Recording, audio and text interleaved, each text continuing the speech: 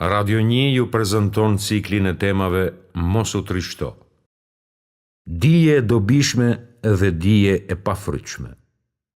E ata të cilëve u është dhënë dija dhe besimi thonë: ju keni qëndruar aq sa ju pat caktuar Allahu, deri në ditën e ringjalljes. Ka dije që është e dobishme dhe dije që është e dëmshme. Sa për dijen e dobishme, imani i besimtarit forcohet prej saj. Ndërkohë, jo besimtari nuk ka asgjë nga ajo, dhe ndonse informacioni i fituar është i njëjtë, ai është i dëmshëm në rastin e jo besimtarit. Allahu i lartë madhëruar thot për armiqtë e tij: ata din vetëm anën e jashtme të jetës së kësaj bote, kurse ndaj përjetësisë janë krejtësisht të pavëmendshëm. Jo, por dija e tyre mbi përjetësinë është e paktë. Jo, madje, ata dyshojnë për të, bile janë të verbër ndaj saj. Ajo është e tërë dituria që mund të arrinin. Dhe recitoju, o Muhammed, tregimin e atij që i dha me argumentet tona, por ai u tërhoq prej tyre, dhe shejtani e shoqëroi, e kështu ai u bë prej të devijuarve. E si kur të kishim dashur ne, do ta kishim lartësuar me dituri, por ai u dha pas tokës dhe ndoqi epshin e vet. Shembulli i tij është si ai i qenit, të cilin nëse e përzë, të nxjerr gjuhën, por edhe nëse e lë të qetë, ai prapë të nxjerr gjuhën. Ky është shembulli i atyre që mohuan argumentet tona. Ndaj rrëfejua atyre tregimet se ndoshta thellohen. Allahu i lartësuar ka thënë për qifutët dhe dijen e tyre të së vërtetës: shembulli i atyre që ju besua Teurati, por që nuk e zbatuan atë, është si ai i gomarit që mbart libra. I keq është shembulli i popullit që mohon argumentet e Allahut, dhe Allahu nuk e udhëzon popullin zullumqar. Ata e dinin të vërtetën nga Teurati, e megjithatë nuk u udhëzuan prej saj. Ata i shtrembronin fjalët, dhe nëse kjo nuk bëhej dot, ata u ashtrembronin atyre kuptimin. Si mund të gjenin ndonjëherë lumturi njerëzit që e trajtonin dijen në një mënyrë kaq të urryeshme? Padyshim nuk ishte e mundur në rastin e tyre, sepse ata u përpoqen pa rreshtur ta çrrënjosnin të vërtetën duke përdorur gjithfarë metodesh që të mundin. Por ata pëlqyen verbërinë ndaj udhërëfimit. Dhe thënies së tyre: zemrat tona janë të mbuluara, jo, po për shkak të mohimit të tyre. Allahu u avullosi ato, ndaj nuk besojnë, veçse pak kush. Në bibliotekën e Kongresit në Washington ndodhen me miliona libra. Në çdo fushë të dijes dhe në çdo specialitet ka një mori librash. Ka libra që merren me çdo shekull, popull, komb, madje dhe kulturë. Mirë po kush e zotron të librari të vyer? Njerëz që zbesojnë në Zot, dija e të cilëve nuk e kalon botën e prekshme, materiale. Atë që ndodhet për te materiales, ata as e dëgjojnë, e as e shikojnë, e as e kuptojnë.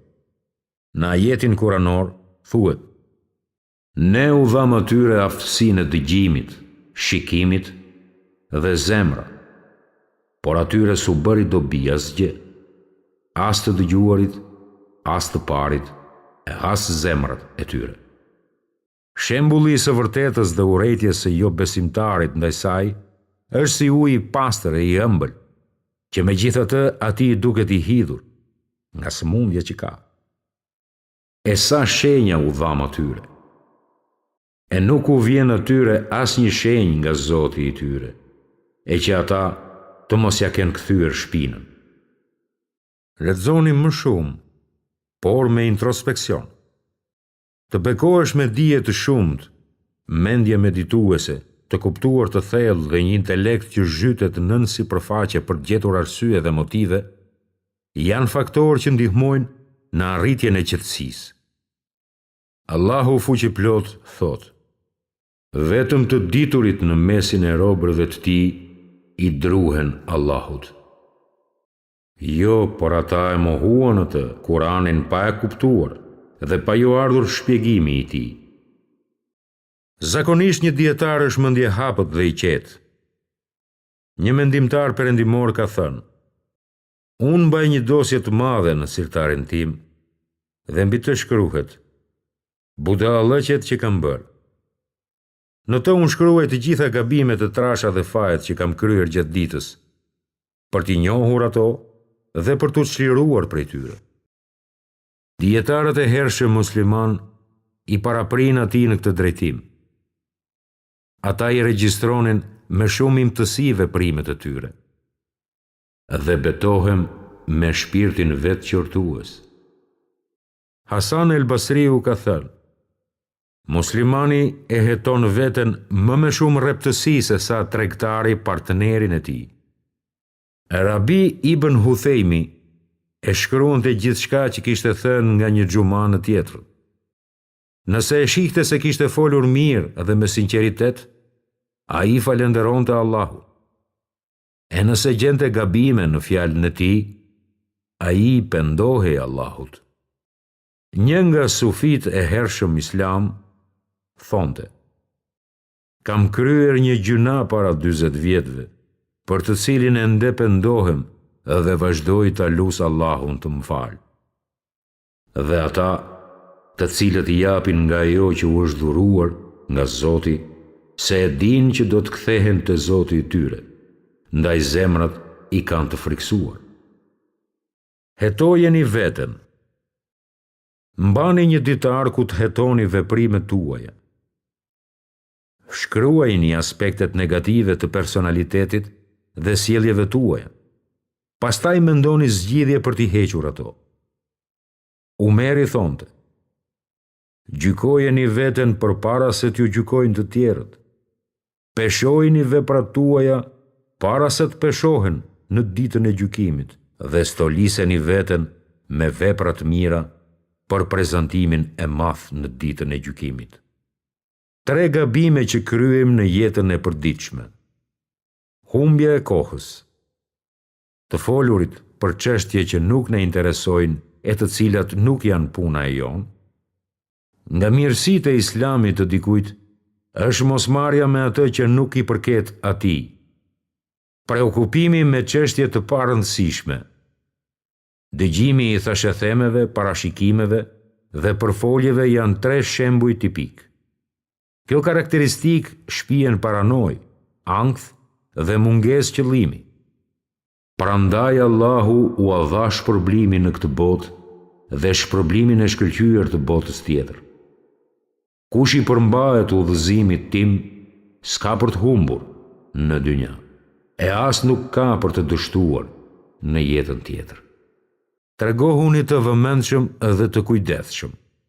Kur muslimani niset të kryejë diçka, ai duhet veprojë kështu.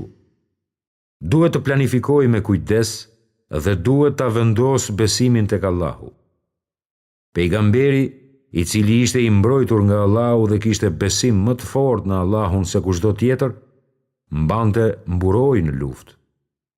Një njeri e pyeti: a ta lidh deven në shtyllë apo të mbështetem te Allahu?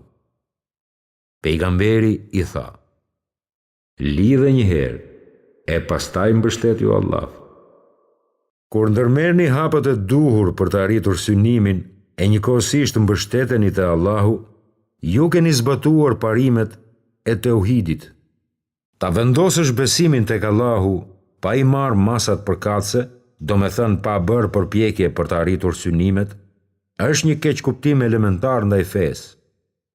Ndërsa marrja e masave të duhura pa ju mbështetur Allahut tregon mangësi në besimin e njeriut. Një poet arab thot: personi nga dalt, por i kujdesshëm arrin tek suksesi, kurse i shpejti e i nxituari do dështoj më së shpeshti. Duke qenë të matur, ju nuk shkelni besimin në kada e në kader, përkundrazi zbatoni një pjesë rrënjësore të tij. Kurani fisnik këshillon: dhe le të tregohet i kujdesshëm, që t'ju mbrojë nga të nxehtit dhe petka që ju mbrojnë në luftë. Fitoju ani zemrat njerëzve. Një nga shenjat e mbarësisë së njeriut është aftësia e të fituarit të dashurisë dhe simpatisë së njerëzve. Pejgamberi Ibrahim tha: "Më bëj për kujtim të mirë ndër pasardhës." Allahu ka thënë për pejgamberin Musa: "Dhe nga ana ime mbollët dashuri ndaj teje në zemrat e njerëzve." Hadithet e sakta tregojnë se i dërguari i Allahut ka thënë: "Ju jeni dëshmuesit e Allahut në këtë tokë." Gjibrili u thret banuesve të qiejve: "Vërtet, Allahu e do filanin, ndaj duajeni edhe ju." Banuesit e qiejve atëhere e duan atë dhe pranimi i tij përshkon tokën. Fytyra e dashur, fjalët e këndshme dhe sjellja e mirë janë mënyrat më të fuqishme për t'i hyrë në zemër njerëzve. Edhe më e fuqishme është butësia. Japse pejgamberi ka thënë: "Gjithçka që ka butësi në të është e zbukuruar prej saj, kurse ajo që është e privuar prej saj është e njollosur." Ai gjithashtu ka thënë: "Ai që është i privuar nga butësia, i ka prerë rrugën një mirësie të madhe." Një njeri i urtë ka thënë: "Butësia nxjerr gjarprin nga strofka." Ekziston një proverb në Perëndim që thotë: "Mblidhe mjaltin, por mos e prish hojën." Pejgamberi ka thënë në një hadith të saktë: "Besimtari është si një blet që ha atë që është e pastër dhe e mirë, e që prodhon atë që është e pastër dhe e këndshme. Dhe kur ulet mbi deg, nuk e thyen atë."